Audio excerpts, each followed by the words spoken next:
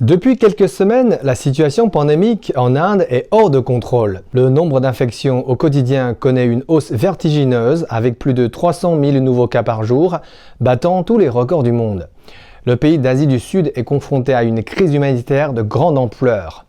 Selon l'épidémiologiste chinois Zhang Wenrong, la crise ne fait que commencer et le pire est à venir.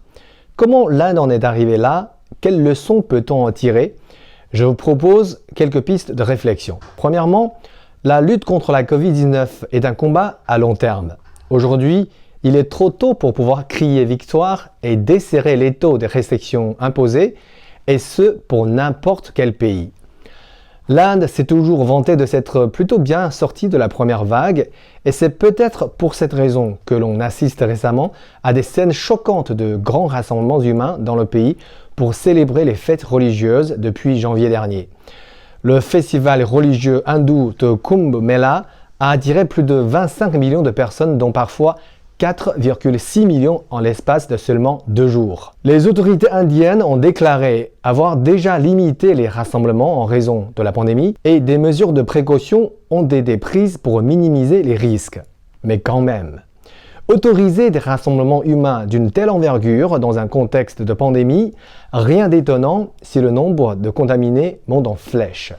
Deuxièmement, quant aux médias occidentaux, ils semblent bien plus tolérants sur la situation actuelle chaotique en Inde que lorsqu'il s'agit de la Chine. Nous nous rappelons encore comment les médias occidentaux s'en sont pris début 2020 d'abord à la Chine, accusés d'avoir laissé des millions de gens sortir de la province du Hubei, pour ensuite la blâmer d'enfreindre la liberté des Chinois en appliquant des mesures de confinement ultra strictes.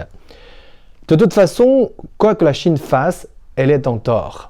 Mais aujourd'hui, alors que l'Inde est en train de sombrer dans une nouvelle vague de pandémie susceptible de saper les résultats des efforts mondiaux contre la Covid-19, le ton des médias occidentaux est souvent assez neutre, voire empreint de bienveillance.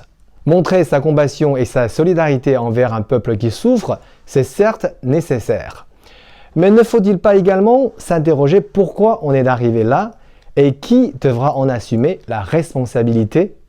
Troisièmement, amis ou ennemis, une question importante dont la réponse n'est pas toujours évidente.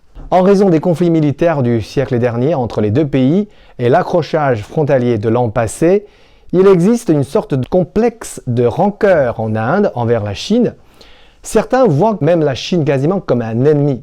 Pourtant, ce sont la Chine et l'autre ennemi juré de l'Inde, le Pakistan, qui ont manifesté en premier leur volonté de prêter main forte à leurs voisins.